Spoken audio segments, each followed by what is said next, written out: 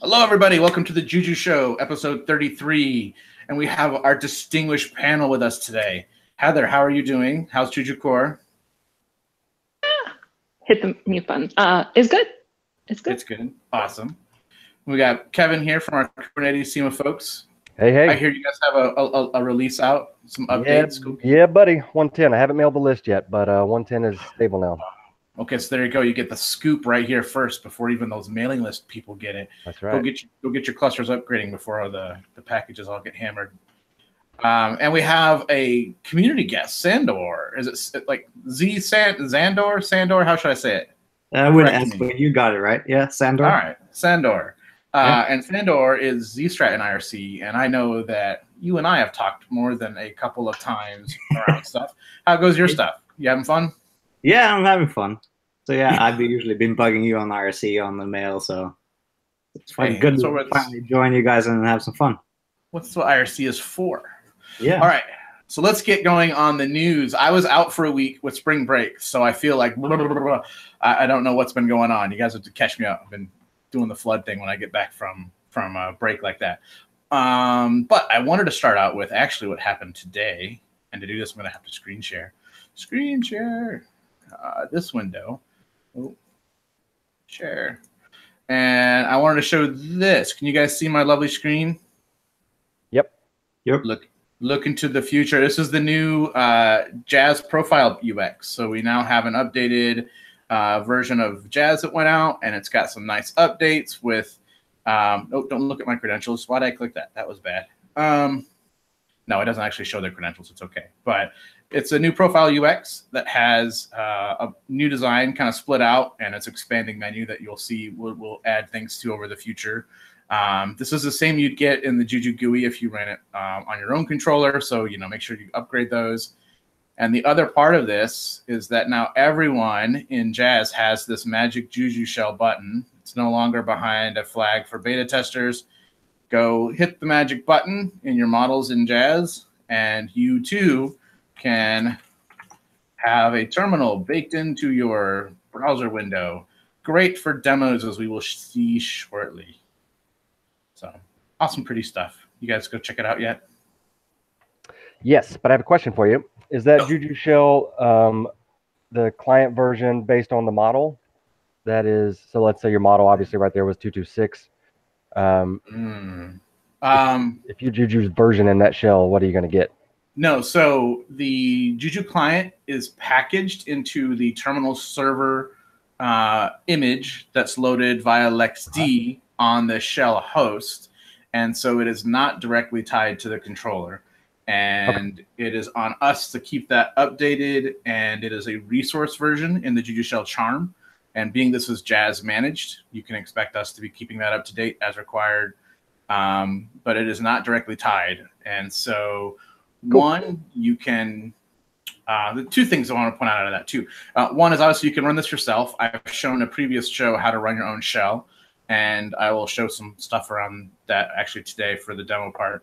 And two, one thing to be aware of when you try out the shell, you'll notice if I try to run, I turn off my screen share too quick. Curse you, Rick. Notice if I try to run something not Juju-ish, like PS, I am forbidden. Because by default, there are two different LexD images that can be used. One is locked down to only Juju-related commands, and the other is an open image that has the world available to you, such that you could run a whole charm development environment in there or whatever if you wanted, right? And all the commands and Git and everything in the world there. Now, obviously, we don't allow that in the Jazz context because the last thing we want is, a bunch of people going in and getting their music databases and stuff down onto containers and all that. But for specific work environments, when you're running your own controllers, then it's your resources and not mine. Do what you will, right? So you flip that with a different, there's a config that says which resource to use, the open image or the lockdown image. So feel free to play with that as, and then in that case, right, you can install multiple Jujus, whatever you want, right? You could switch around between them. You could, snap install Juju, refresh the channel to say Edge, because say you want to play with a little bit of 2.4 stuff that I'm going to show in a minute, all that kind of stuff. So it's available to you, but it's not the default. So just be aware.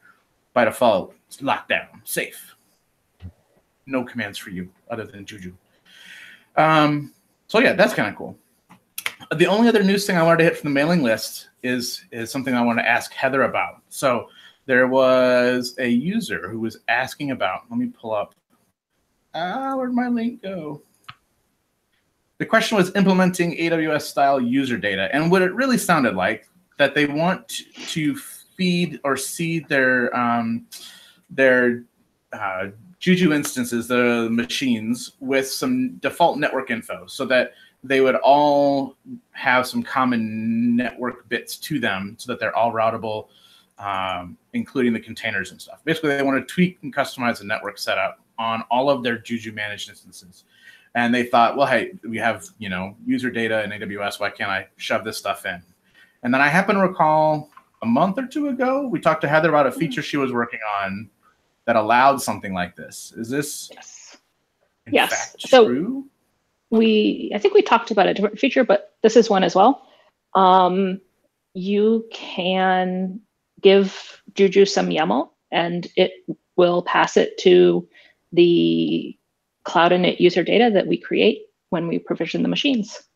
There's a couple caveats. One, we don't let you muck with users. Can't change those. There's some special flags for if you want to add run command things, because Juju uses it. So we don't want you to, most of the time, you're just going to blanket overwrite. So be careful. It's kind of a sharp edge. Gotcha. Sharp deal.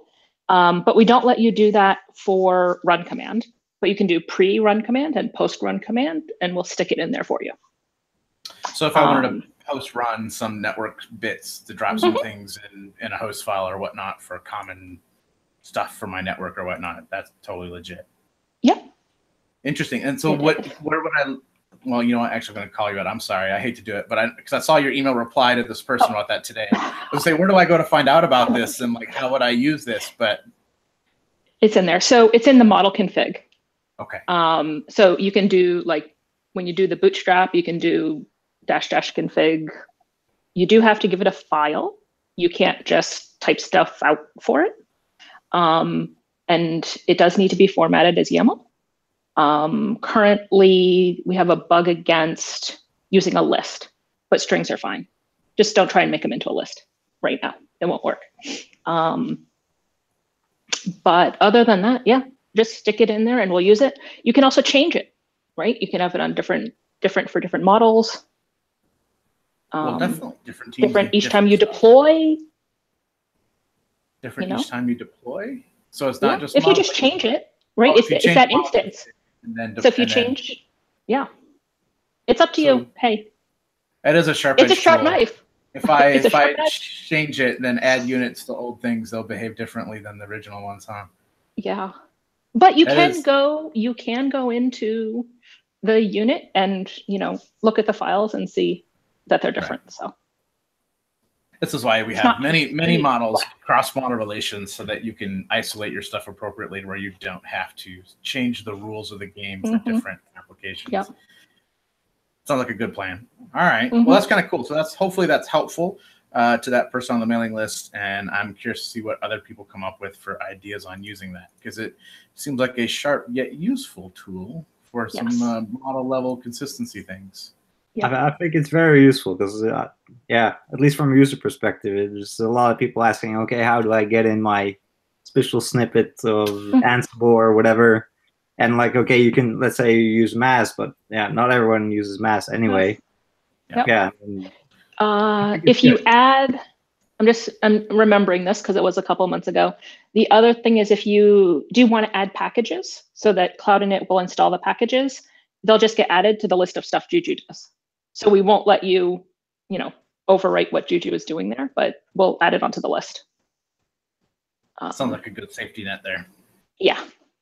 Yeah. And there is another one for containers, and I think that's what we talked about a couple of weeks ago, Rick. Yeah, that's right. We were talking about container inherent properties. Yeah. And so it lets you're kind of using the same mechanism of, if your bare metal machine that you deployed has certain configuration that you want to translate up to your container, you can tell Juju what it is. I think we only allow a couple things right now, and then Juju will pass it to the container from the machine. You don't have to redefine it or respecify it. Just out for of cloud. curiosity, are you guys looking at shipping LXD different profiles as well? That would be kind of handy sometimes to define. The profiles. Or let's say some LXD limits. Let's say you want to kind of cap a couple of LXD containers. Well, I think limits are supported if you set constraints like memory, CPU, and such on a LXD instance. It will be set as a LXD quota constraint of the matching property, right? So if you say to add a unit with a constraint of 2 gigs of memory, that will actually get mapped down currently to a LXD 2 gig of RAM quoted instance. So that stuff should work there. This has been much more about like if the host machine has a PPA that's required, or in particular, I think some of the stuff was like a proxy to reach the the deb repository. Then all containers will obviously need the same proxy because they're not going to get they're a whole different network and stuff or whatever, right? So some of that stuff I think was the primary goal of that work versus the constraint stuff, which again should be there and work. The other thing with the LXD profiles, and I do this myself, is if you edit the default profile, Juju will pick up, or those things will get picked up as well. Yeah. So I put like my own SSH key in there so I can always get to things. That might be another case for feeding that user init data, right? So that the host machine would always have an edited LXD profile for any containers on that host machine. And I guess there's kind of a little known trick. If you look at the containers or the profiles after, Juju is deployed, you can actually kind of precede the profile for a container or for a model by just saying Juju-model name. And then if you use that model name. Yeah. So there's a couple little good tricks in there. Yeah, absolutely. A couple little tricks. But be careful, right? Yeah. These are, you play carefully. Sure sounds to me like Heather has a few blog posts up her sleeve that she's written. She's got some sneaky, tricky, like advanced Juju tricks blog posts that I'm going to have to start bugging her about. Because Sandor here, he's like got a big grin on his face. He's hearing a lot of stuff that he likes to. Well, I found that one by accident. I had to figure that one out because I was like, there's a couple I had to. Well, don't make us all have to repeat the same accident. Come on now, share the love. All right, that's all I have in news. Kevin, did you want to talk about your guys' 110? Anything? What do I get? I need to upgrade. What am I going to get? So 110 has an enormous change log, everything from new secure auth mechanisms, new storage mechanisms. There were some blurbs about Azure now. I can link to the 110 release notes because, literally there's oodles and oodles. Maybe you could put it in the show notes. Sure. I'll drop them in. All right. So now I really want 110. I got all kinds of stuff to look forward to. All right. Cool. All right, well, with that then, I'm going to get to demo time. And I want to talk about a feature that I saw while I was away. A feature flag was removed and some stuff had landed for, we term it cloud native charms. We've kind of avoided to date. Juju's been very specific about being cloud agnostic so that there's portability, right? The same model I deploy on GCE, I can take that same model, that bundle, same charms, config, storage, network, everything I want and deploy it over on AWS or Azure, and it will behave appropriately and work. However, there are times where it's interesting to do cloud-specific things. And so the teams put together a new hook for charms to be able to get the cloud credentials for the current model, in which case you could then use those credentials to perform actions against the underlying cloud that you're on. So let me screen share, party time. All right. So what I have here is a model with a Juju Shell charm. And like, I don't know if you guys remember, but when we talked about Juju Shell before, it basically is the thing that runs the little LXD VMs that I get my Juju command from in the terminal, in my little web terminal here. And to do this, I have to tell it a URL. Like the GUI, there's a JavaScript application. It needs to know where the WebSocket is to connect to do this shell fun and joy. And this needs to be a secure WebSocket. Browsers don't like WebSockets that are self-signed. You get into all this rigmarole. Notice that this is my own controller. It is not a valid SSL cert on this, yet this needs to be a valid HTTPS domain. So we do what all cool kids do. We use Let's Encrypt, right? So we say, all right, the charm supports Let's Encrypt out of the box. To do that, though, Let's Encrypt needs a valid DNS entry for this host name so that it can generate a certificate, and then you can use this to get your pretty shell. Okay, so that's the background of why this needs to be in the way it works or whatever. So the pain in the butt part is the instructions for setting this thing up is go to your, go register a DNS name, go to your DNS provider, whatever the IP address is of this unit here, and you'll see this unit's this 5.4 address here. Go put that in your DNS, and then try to load this up with Let's Encrypt. And here's the information, like here's the DNS name as a config option that you set for Let's Encrypt when it's enabled.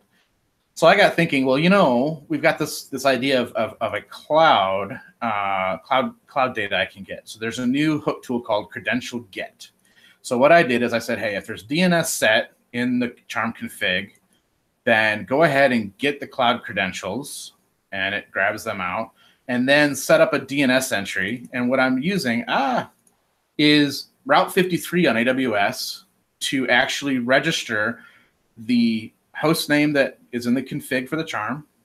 I then register the IP address from the current unit here, public address down here. And what's kind of cool is that Route 53 supports this upsert, so that if I were to change, I can, create the record. If it doesn't exist, update it to the new address if it needs to be updated or whatnot. And so what you can see, this is the actual web UI here for this, is here's that IP address, 54237, and you can see it's set to shell.jujudemo.com.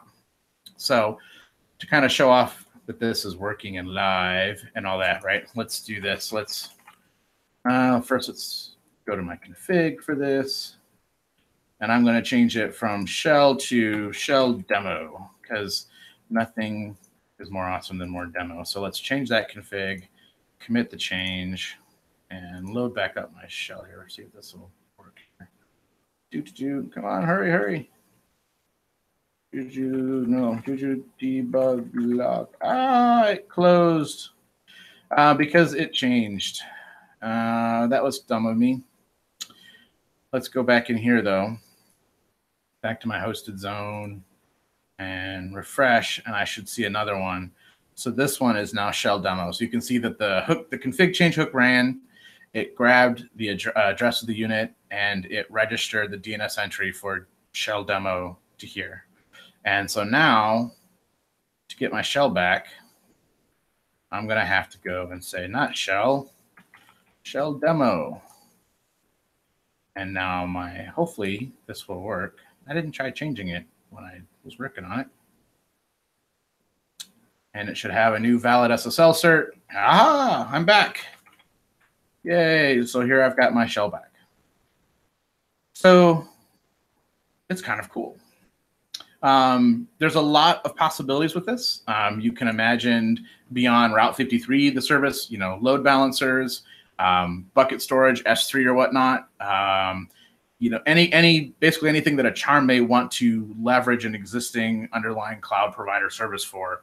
The team's working to make sure that if you change the credentials on the model, like what credentials are in use, that the charms all get notified and they can update and move on to the new credentials.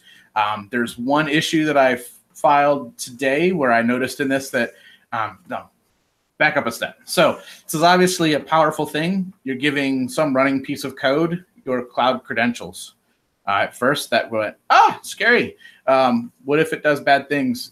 What if I don't realize that this charm will run this credential get command and get my credentials from me? So there's actually a new command, Juju trust, that is part of 2.4 that you have to trust this application before it will be granted access to your credentials. Okay. So only if it's trusted, otherwise the credential get hook will come back with a permission denied error, in which case then the good thing on the charm to do is to set itself blocked on, I need you to trust me.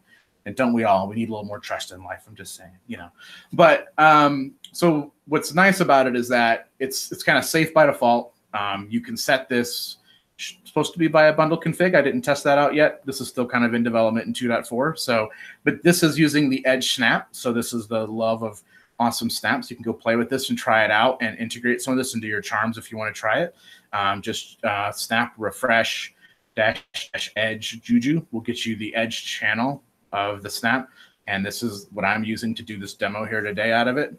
The one thing I found that I filed an issue on, whatever, is that there's no way in status to see if a thing's been granted trust or not. So when you Juju deploy, you can pass a trust flag. You can later run commands to enable or disable the trust for the application, so you can revoke it, in which case then anytime they run the hook tool again, it'll get the credentials revoked. Now, obviously, we can't search on disk and make sure that the charm hadn't written it out to disk somewhere. You get the general grant revoke process out of this. So I wanted to bring this up because this is something that I feel like a lot of charms could take advantage of, right? They can be cross-cloud still. You can totally see a DNS service charm, which played middleman to, if you're on AWS, get those credentials and use Route 53. If you're on GCE, you know, use its DNS-based service. So you can still do things in a nice cloud-agnostic way, but it does allow you to do some specializing and doing some things maybe outside of what Juju will support to help enable the charms to wrap. Otherwise, these are manual steps, right? So for the Juju Shell before, I had to go to my DNS provider and make changes before I after I deployed, before I configured, you know what I mean? Like there was like this middle step that I had to manually intervene and do to make a shell deploy. In theory, if this code wasn't a total demo hack that I had done in the last day, the charm could support saying, hey, you know, I will go out to the cloud and provision out a DNS entry for a domain that you specify, as long as it can, right? Like it can't register the domain for you. But if you have an existing domain supported, it can do that kind of stuff for you. Again, taking more of the operations, the manual steps out of the way and making it more repeatable and more automated and more awesome. I don't know. What do you guys think? You think of anything cool you could do with this? Sandor unmuted and then just nodded. He was like, I have a very loud nod. That sounds good, though. I like that approach. I'm kind of also hoping for at least a future kind of hook where a charm could tell Juju, I like to deploy another unit. And that so that came up during the spec and work on here, was that this is very much like getting not just cloud credentials, but the Juju credentials. That is a different tack, though, as we spec'd the feature out, because in Juju, we have more control, right? So we can do things like add a bot user account, grant it admin or write permissions to the model, and then send those credentials into the charm to use on a charm on application by application basis. And then if that application is removed, we can then clean up and garden those user accounts and things. So we have much more power to do things in a nice clean way on that side. So I know that as part of this, we spec'd it as one, and then as the implementation fleshed out, it got split into two. This is the first one, and I know very much, because I'm with you, there's been some work on like an autoscaler charm and stuff like that really could have used the ability to reach into the model itself. And if we're going to say, hey, I trust you with my cloud credentials, I trust you with access to this model, you know, that's all legit stuff that a charm to be able to do, and then to be able to reach in and respond to things within the model like that would be primo. So that is definitely part of the discussion, and I want to say roadmap, but I don't want to talk for other teams doing stuff. But I know I helped work on the specs and stuff for this, so I know that all came up very well. Cool. Looking forward to that. Yeah. And then Kevin, I think a lot of this was driven around you guys in Kubernetes, right? You guys are going to do some load balancing automation, hook stuff in with the canonical distribution of Kubernetes. Yeah, auto scaling. I mean, just anything that lets us get closer to cloud native bits that we can exploit, right? So we can determine what cloud you're on, and then do operations based on the credentials that you've entrusted to Juju. And yeah, lots of potential. Cool. All right. That's all I've got to show. Any other questions, concerns? Let's see. Anything in IRC? Just Kevin giving me a link. All right. So with that, then I'll let everyone go. Go have a good week. Have fun. Go forth. Play with 2.4. See what's fancy in there. Cool. See ya. Cool. Thanks. See you guys.